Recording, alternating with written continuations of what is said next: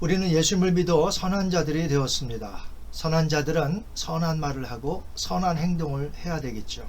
예전에 죄 짓던 상태로 살아서는 안 되는 사람들입니다. 오늘 이 시간도 말씀을 배우기 전에 선한 행동과 선한 말을 하는 참된 크리스찬으로 살게 해 주십시오 라고 기도하시고요. 오늘도 배움을 통해 큰 은혜를 베풀어 달라고 다 같이 기도하시겠습니다. 자비로우신 아버지 하나님, 오늘도 구원받은 자로 선한 행동, 선한 말을 하게 해주시고, 또한 오늘도 배움을 시간을 통하여서 다시 한번 성령의 큰 깨달음을 얻는 귀한 시간 되게 하여 주옵소서.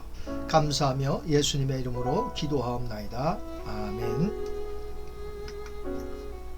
오늘은 바른신학 바른생활 제54과 그리스도인과 거짓말에 대해서 배우도록 하겠습니다. 크리스천들은 거짓말을 할까요? 아니면 하지 않을까요? 이 세상에 거짓말하지 않는 사람은 없을 것입니다. 그렇다면 거짓말에 대한 정의와 하나님이 거짓말에 대해 무엇이라 말씀하는지를 먼저 알아야 하겠습니다. 위키백과에 보니까 거짓은 사실이 아님을 의미한다. 비슷한 말로 가짜, 허위 등이 있다.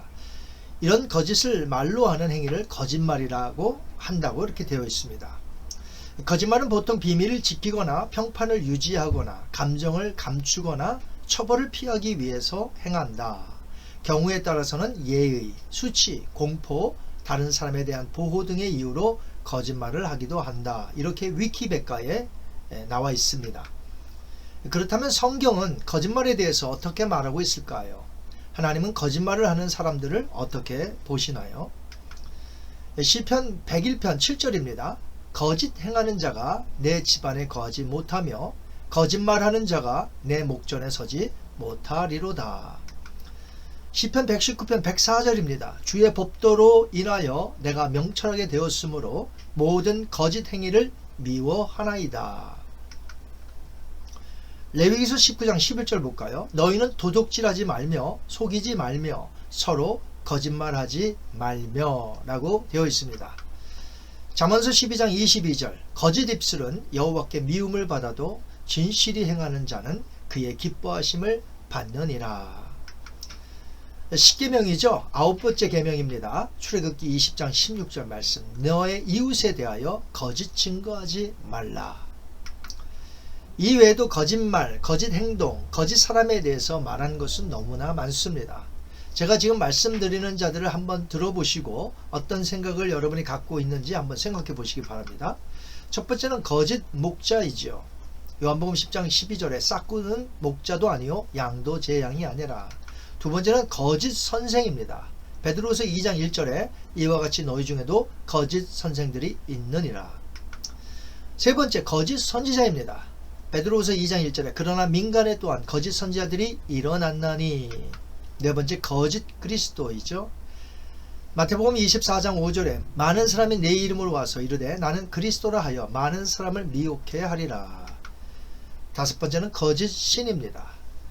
열왕기상 11장 7절에 모압에 가증한 그모스를 위하여 예루살렘 앞 산에 산당을 지었고 또 암몬 자손에 가증한 몰록을 위하여 그와 같이 하였으며. 거짓말은 죄악이며 하나님이 매우 미워하시는 것임을 알 수 있습니다. 왜냐하면 거짓의 아비가 바로 마귀이기 때문이지요. 예수님께서 말씀하셨습니다. 요한복음 8장 44절 말씀. 너희는 너희 아비 마귀에게서 났으니 너희 아비의 욕심대로 너희도 행하고자 하느니라. 그는 처음부터 살인한 자요 진리가 그 속에 없으므로 진리에 서지 못하고 거짓을 말할 때마다 제 것으로 말하나니 이는 그가 거짓말쟁이요 거짓의 아비가 되었음이라. 하지만 거짓을 하나로 볼 수 없고 크게 세 가지 종류로 볼 수가 있습니다. 첫째는 영적인 면으로 복음, 성경을 왜곡시키는 거짓말과 속이는 행동은 마귀에게서부터 나오는 것으로 이런 거짓말은 영원한 생명에 들어갈 수 없게 됩니다. 요한계시록 21장 8절 볼까요? 그러나 두려워하는 자들과 믿지 아니하는 자들과 흉악한 자들과 살인자들과 음행하는 자들과 점술가들과 우상숭배자들과 거짓말하는 모든 자들은 불과 유황으로 타는 못에 던져지리니 이것이 둘째 사망이라. 진리이신 성경 말씀과 예수 그리스도를 왜곡시켜 거짓말을 하는 것이기 때문에 이런 자들은 절대로 천국에 들어갈 수가 없습니다. 거짓의 두 번째는 법정에서 거짓 증인으로 거짓말을 하는 경우입니다. 남들에게 사기를 치는 경우도 해당이 됩니다. 이런 경우는 상대방에게 큰 타격을 입히게 되므로 금전적 혹은 명예적으로 크게 실추시킬 수 있습니다. 또한 학위를 위조하여 거짓말로 학교에 입학할 수 있었다면 나 때문에 다른 사람이 입학하지 못한 것이 되지요. 이건 역시 다른 사람에게 해를 끼친 경우가 됩니다. 또한 잘 모르면서도 추측하여 다른 이들을 마구 비방하는 경우도 다른 이들의 명예를 실추시키는 거짓말에 해당이 됩니다. 크리스찬이라면 절대로 있을 수 없는 경우에 해당이 됩니다.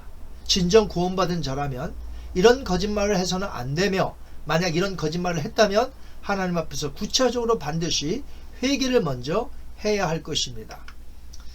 거짓의 세 번째 경우는 일반적인 거짓말입니다. 자신이 어떤 공경에 빠질 수 있기 때문에 그 상황을 모면하기 위해서 거짓말할 수 있고요. 자기 자존심에 해당이 되기 때문에 상대방에게 자신에 대해서 부풀리며 거짓말할 수도 있습니다. 이런 거짓말은 자신에게 해당되는 거짓말이에요. 거짓말은 꼬리에 꼬리를 물기 때문에 이런 거짓말은 언젠가 들통이 나게 되어 있습니다. 그러므로 어떤 자리를 모면하기 위하여 하는 그런 거짓말도 하지 말아야 할 것입니다. 그런가 하면 일명 하얀 거짓말이라고 불리우는 거짓말도 있습니다. 이 거짓말은 남에게 피해를 주려는 것이 전혀 없으며 오히려 남들을 배려하려고 할 때에 자주 사용하기도 합니다. 예를 들면 식사 때입니다. 그런데 밥을 먹었냐고 누가 물으면 폐를 끼칠까봐 방금 먹었다고 합니다. 먹지도 않았는데 말이죠. 또는 누군가와 약속 장소에서 좀 일찍 와서 기다립니다. 그런데 상대방은 조금 더 늦게 옵니다. 늦게 온 사람이 미안해서 내가 좀 늦었는데 언제 왔어? 이렇게 물어보면 상대방이 미안해 할까봐 저도 방금 전에 도착해서 오래 기다리지 않았습니다 라고 말을 합니다. 오래 기다렸으면서도 말이죠. 성경에 보면 거짓말을 했다가 용서받은 사람도 있고요, 용서받지 못한 사람도 있습니다. 베드로는 예수를 모른다고 3번씩 부인하였죠. 분명 큰 거짓말입니다. 그러나 나중에 회개하고 예수님으로부터 다시금 사명을 받아 사도로 큰 일을 감당했던 것을 보게 됩니다. 그러나 거짓말을 하여 용서받지 못하고 그대로 죽은 사람들도 있습니다. 구약에서 대표적인 사람이라면 여리고성의 물건을 훔친 아간이지요.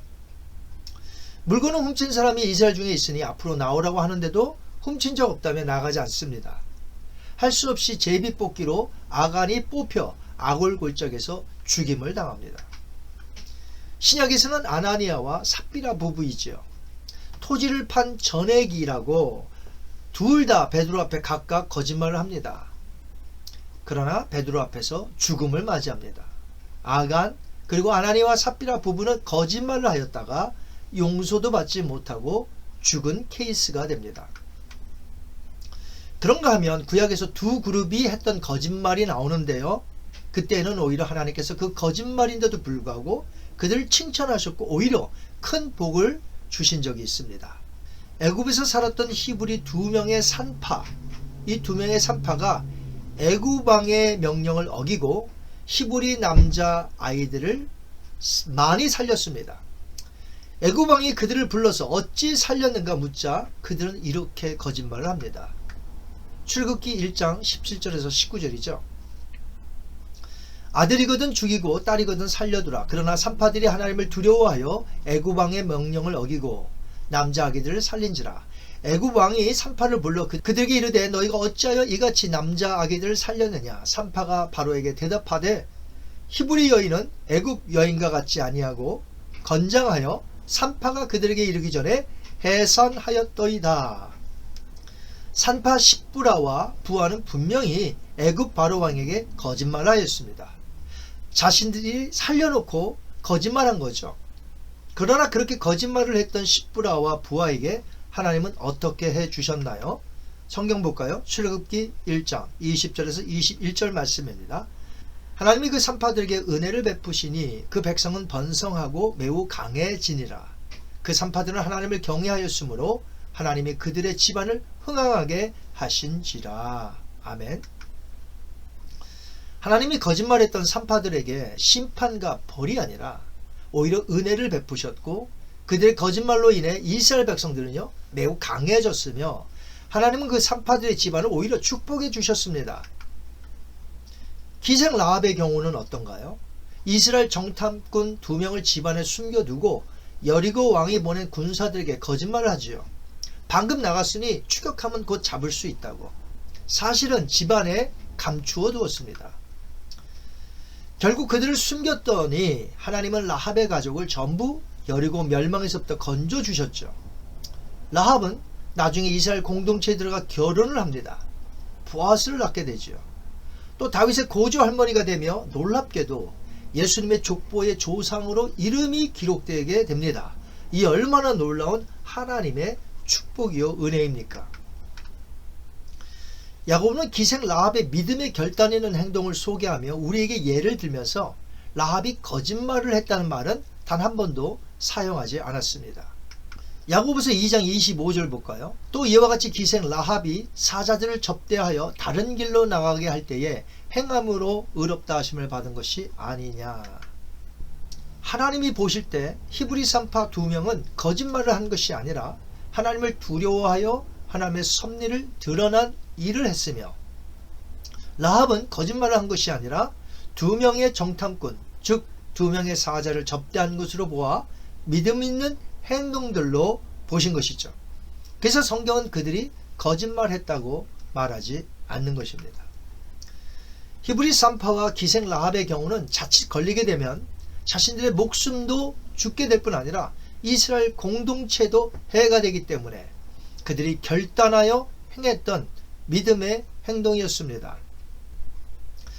그러니까 그것을 가리켜 하얀 거짓말이라고 부를 수 없다는 것이죠. 성경은 그들이 거짓말을 하였다고 말하지 않습니다.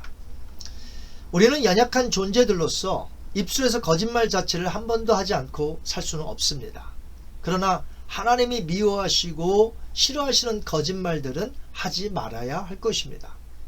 그리고 언젠가 들통날 나의 자존심의 거짓말, 그런 것들도 하지 말아야 할 것입니다. 중요한 것은 늘 하나님 앞에서 자신을 돌이켜보고 겸손히 회개하며 자신의 입술을 늘 지켜달라고 하는 것이 중요한 것입니다. 이 시간 한번 기도합니다. 거룩하신 아버지 하나님, 크리스찬과 거짓말에 대해서 배웠습니다. 아버지 하나님, 우리가 악한 죄에 빠뜨리는, 그리고 마귀에게 속아 넘어가서 말하는 그런 거짓말들을 하지 않도록 인도하여 주옵소서.